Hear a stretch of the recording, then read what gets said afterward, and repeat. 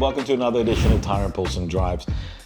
My last video that I posted, I tried to answer the question if an average Joe like me and you could live with performance large vehicles like a Ranger Raptor.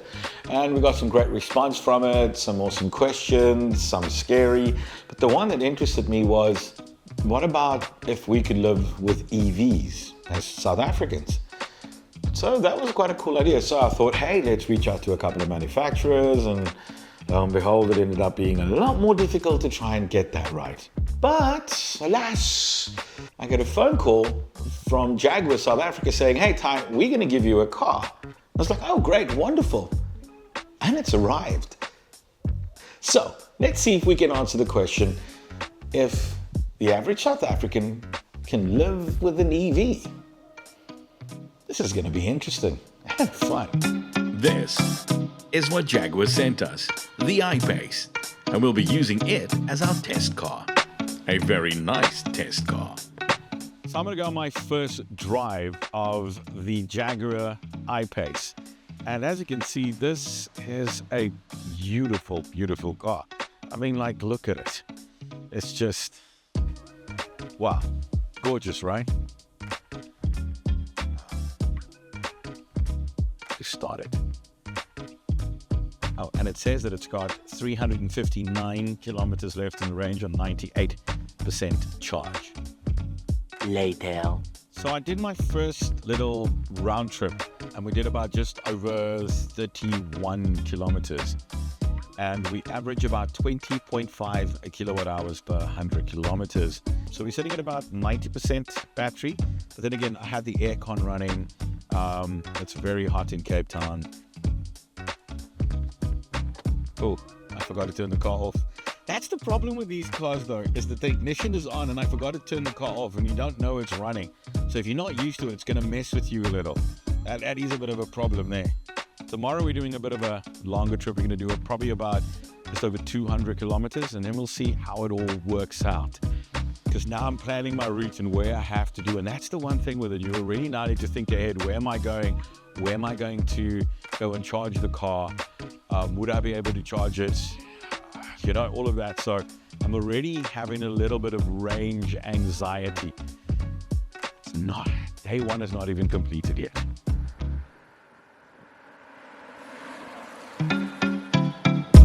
One nap later. Day two for me living with an EV. I'm going to just give it a bit of a try to see if I could, before we go on our almost 200 kilometer round trip, if I could quickly top up the battery on it.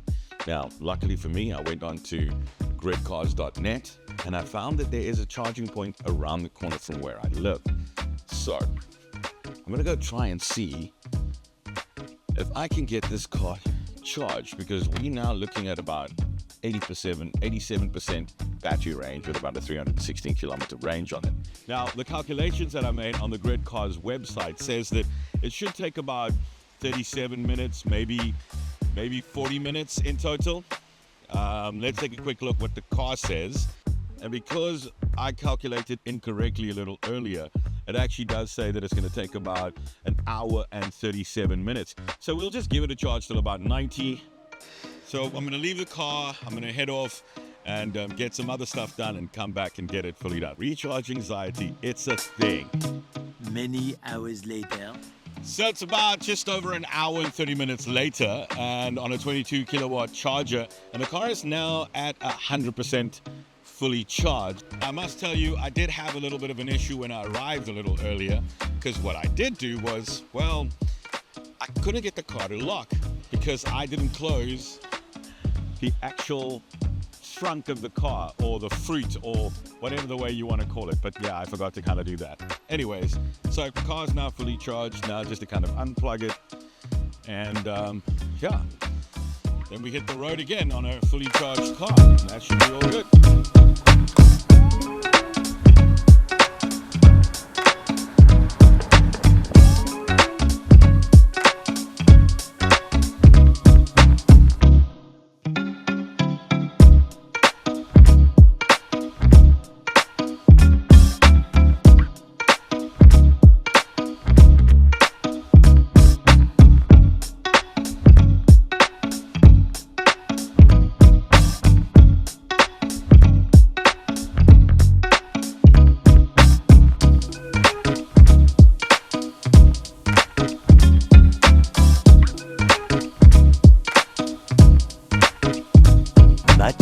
Much later. So we are on our way back to Cape Town from Elgin, and we stopped out at the Peregrine Farm Store. Now, I'm being a little bit silly because I wanted to test out a fast charger, and lo and behold, I found a fast charger right here. So yeah, so you can plan a bit of longer road trips if you want to, and then just find a charger like that high-speed one there behind me. This is becoming easier and easier. All you got to do is to find places and check the Grid Cars app. It definitely works. 20 minutes later. Okay, so here's one thing that you're going to have to do when charging is make sure that these things actually work at times, because this one, even though it says on the system that it's working, it's still stuck in an initializing phase, which is a little concerning, which means it's not really charging. It's quite funny though, a couple of people have all been asking me, how long do you have to wait? It's always funny, but hey, if you plan your routes, then it could possibly work out right. Now we'd rather just gonna head on home and not wait for this machine to initialize.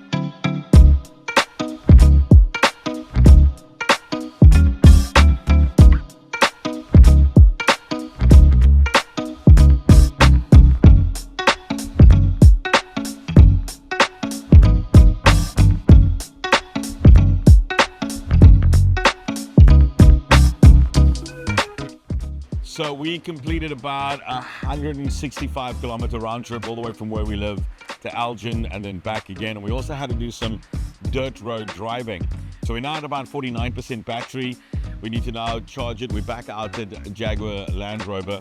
And because I've got to do, say, about another 100 kilometer trip today, which is just driving with the family, then going to the office later tonight, I kind of feel that I need to kind of, just top it up a little, and then tomorrow I can take it to a proper charger and then get it fully charged up. So after about, I think it's about 2 hours, no, an hour and a half, we went from 49% to about 66%, and that gives about 229 kilometers. We were on about 166, so, well, you can do the math, giving us a little bit more. When you do charge it on a slower charger, it does become a little bit of an issue like it is right now, because you got to wait a little bit. But tomorrow, while I'm at my office, there's a fast charger just across the road from it, so I could literally do that. So we'll see how quick that goes. The next day. Hey, good morning. It's Monday morning, and I did my school run this morning with the kids, and I'm now at a charging point where I'm getting the car charged. The thing is, I had to go to 2 different charging points because the first one I went to, it again just didn't want to work. So I ended up at another one, which I'm at right now, and it immediately first time plugged in and it's doing what it needs to do. So this is what a fast charger looks like. So it says it's at 49.5 kilowatts is what it's going. That's what the power is at, and energy is 2.71, 2.73 kilowatt hours, what it's running at. I'm at 58%. It's going to take about an hour and 15 minutes to fully recharge. Luckily for me, like I said, I've got an office across the road, so I literally can just walk to my office now and then leave the car and come back in 2 hours. So yeah, that is the unfortunate thing of living with an electric car or with an EV, is that you always have to go find a convenient place where you can charge the car. Then there's going to be the issue is the actual charging points going to work? Best advice is probably to get a wall box installed. And that's going to be probably the better option. It does become a little tedious. And then range anxiety is always the other issue. Anyways, let me get out of the rain because it's going to mess up my hair today. So just finished charging the car. It took about an hour and 12 minutes, and it was just over 45 kilowatts in total we needed to fill up. In total, it worked out to about 256, maybe 257 Rand. All in all, with the inconvenience of having to come and plug the car in and all of that, it is, even though I've got an office right across the way, but not everybody does. I've also got a charging point down the road from where I live. That's also okay, but there's still that wait. So possibly having a charge box at home is probably the best option. Today is my final day really driving an EV. And before I give you my conclusion on if we as South Africans can actually live with an EV on a daily basis, let me just tell you about this car that I'm driving.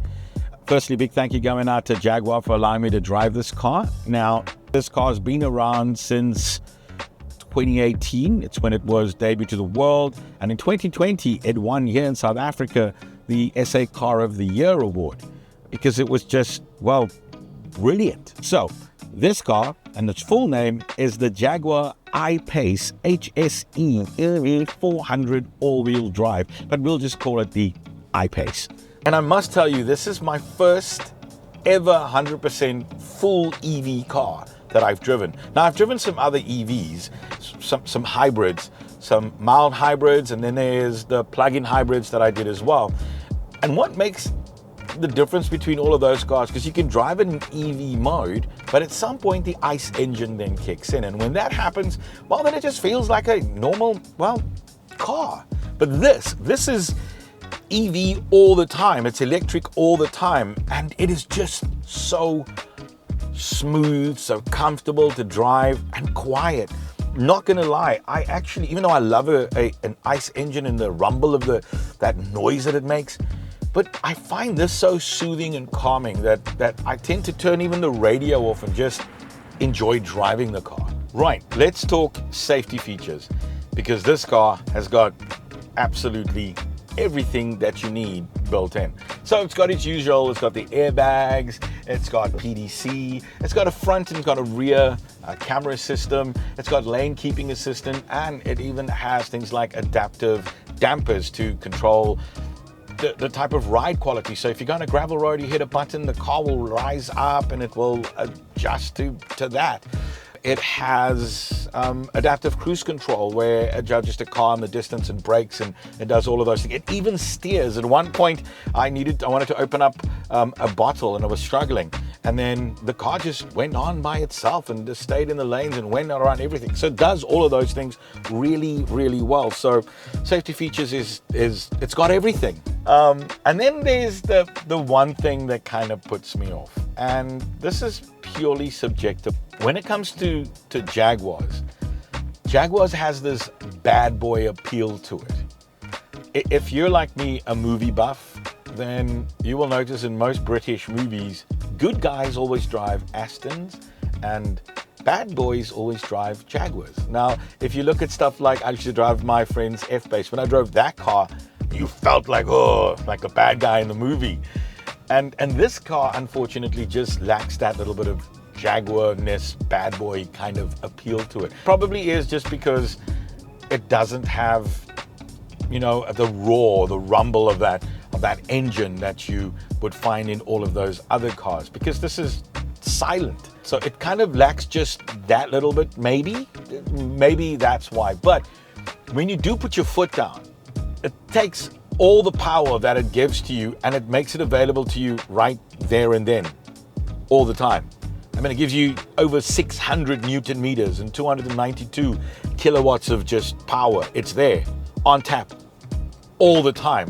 It does 0 to 100 in 4.8 seconds. There's nothing like EV acceleration, and that's brilliant. Let me compare it to you quickly to something. If you go and you drive a normal ICE car, and you put your foot down, even a car with a lot of power, you know there's a lot of cogs and stuff that kind of works together, and pistons need to fire, and there's always that little bit of a delay before it just takes off, and then it gradually shoves you back into your chair. This is different. This is like, if I can compare it to, imagine a WWE wrestler grabs you in the face and just shoves you back in your chair.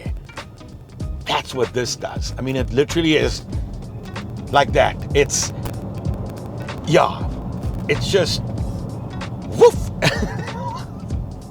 It's unbelievable. I can't describe it in any other way. It's just scary how this works.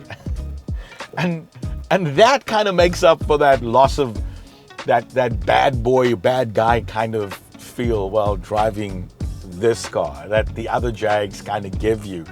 It's just, Look, this car is amazing. Even though this car's been around since 2018, its look and its design hasn't aged it at all. It still looks relevant today. It still looks like what an EV car should look like. It looks really good. Everywhere I've gone, everybody's asked me about it. The other thing that kind of freaks people out is when I tell them the price tag.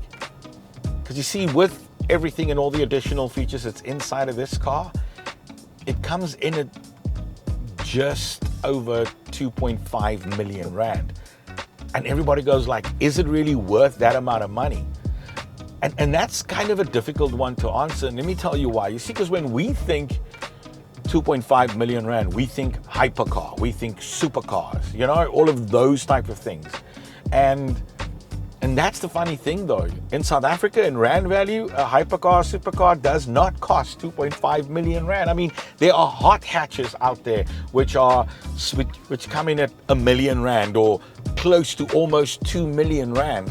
I don't know, because I don't know what to compare it to. And yes, there are other EVs that are a lot cheaper, and I'll tell you all about that in a couple of months. They are cheaper, but they just don't give you what this car feels like, that premiumness, that even though it's supposed to be an SUV, it doesn't feel like an SUV. It feels sporty and lively, but yet still so relaxing and comfortable and premium.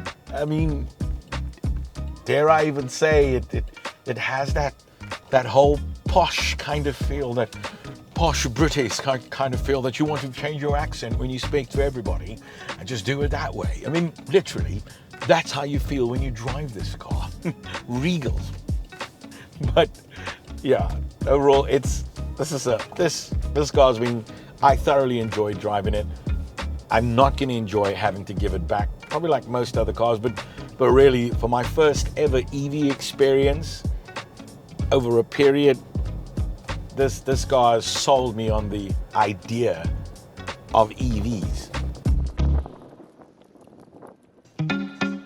EVs are being adopted around the world, and if you're a petrol head like me and you, I think the future looks kind of bleak and scary.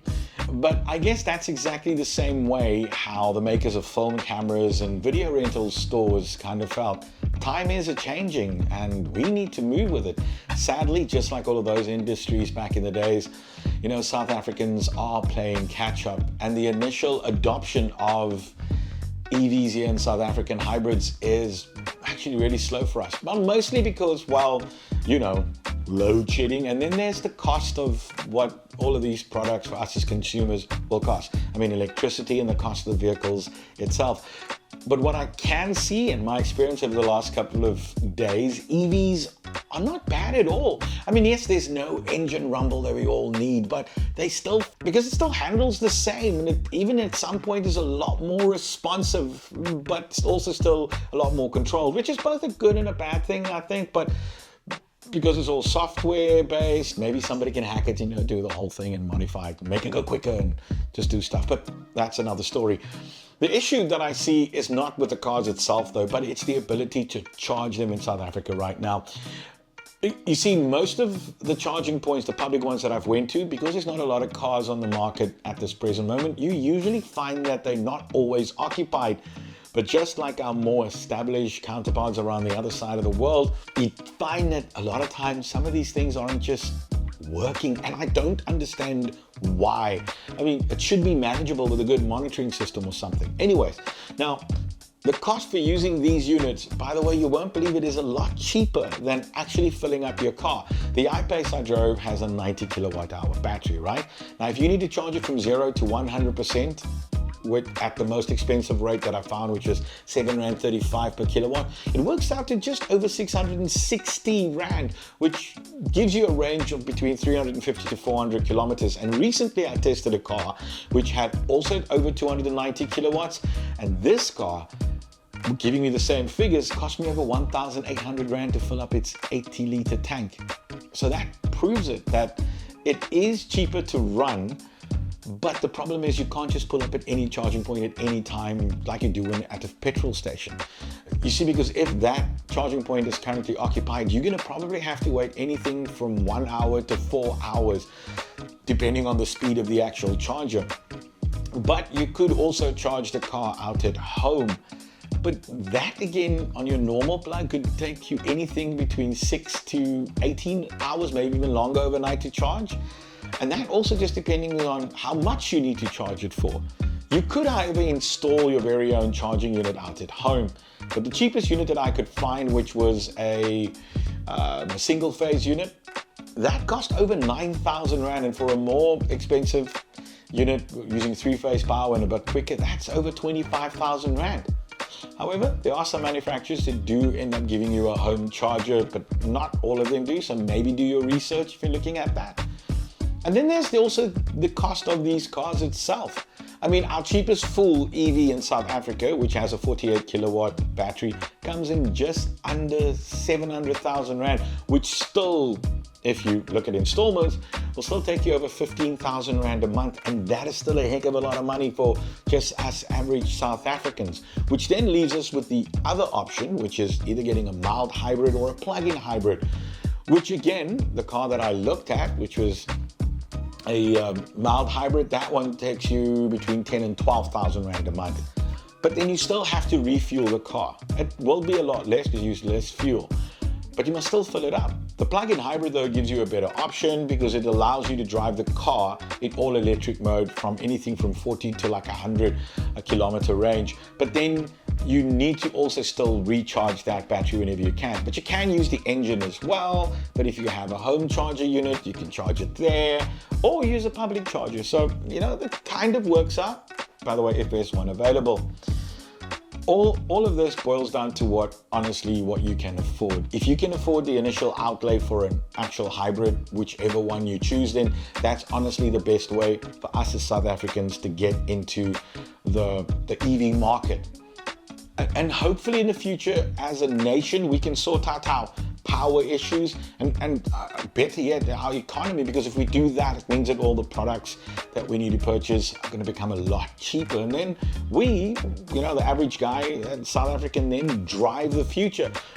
But from what I have seen internationally, it's not as smooth sailing there either, because a lot of chargers are also always not available. And I think until somehow the entire recharging infrastructure gets simplified or regulated, we are honestly at the mercies of the powers that be. You know, get it? Electricity equals power, and the people that control that, it's the powers that be. Anyways, you know what I mean. So, in a nutshell, right now though, for an average South African, EVs are probably not where we, gonna have to go or can go because we can't afford it. But I think the future is here. We need to embrace it.